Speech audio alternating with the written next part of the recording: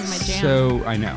Order of events is actually your jam. Actually my jam. Yeah. Okay. So this is going to take a while, guys. Buckle up.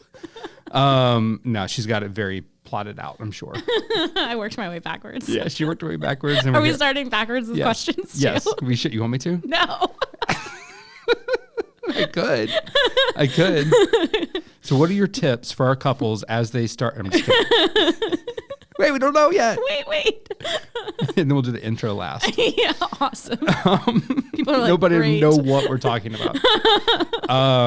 So this is just anarchy. It's total anarchy. This is what happens after Christmas break. It does. Okay, so how does a ceremony typically go?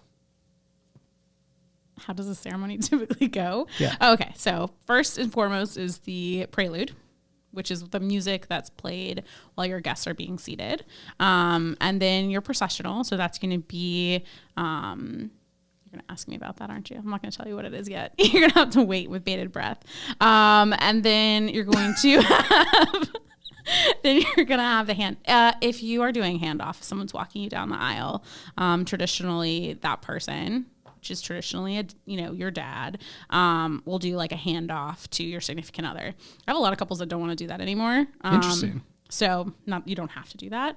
And then there's usually like some kind of welcome, greeting, etc. by the officiant.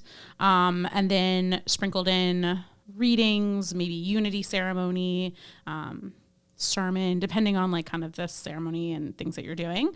Then your vows and your rings, and then you are pronounced as the new couple. And then of course the kiss. And then if you're doing any kind of like post ceremony traditions, like jumping the broom or breaking the glass, that goes there, and then everybody recesses out.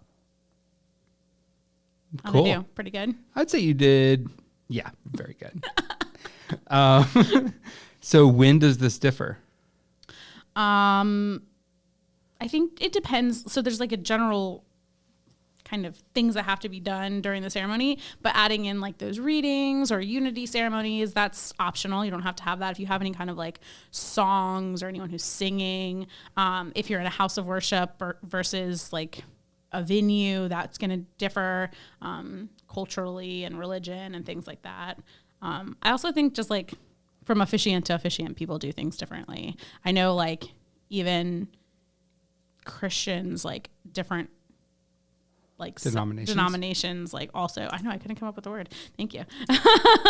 Different denominations like do their ceremonies slightly different too. So it all kind of ranges, but that's like the general order of things. Okay.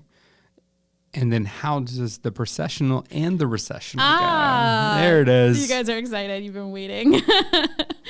So usually it is grandparents.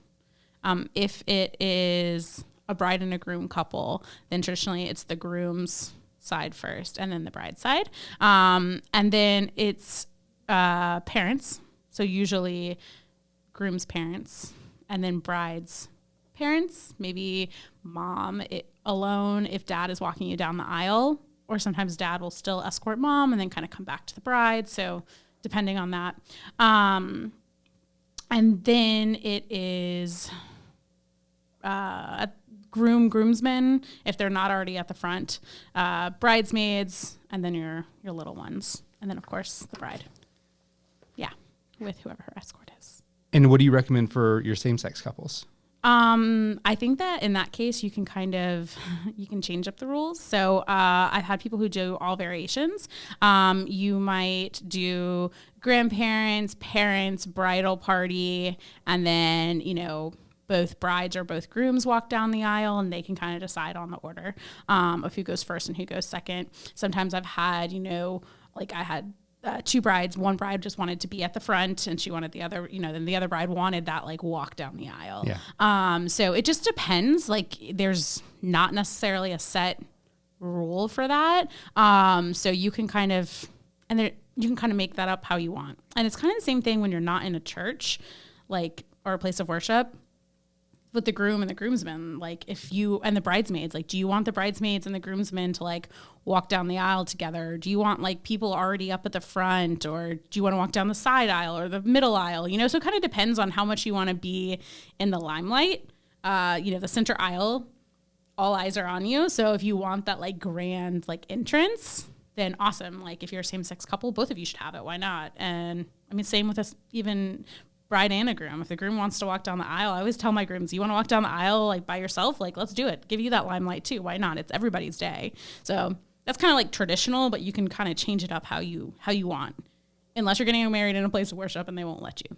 Then that's different. Right. Then throw all that out. Then throw all that out and do exactly and what they say. You have no choice. Yeah. Okay.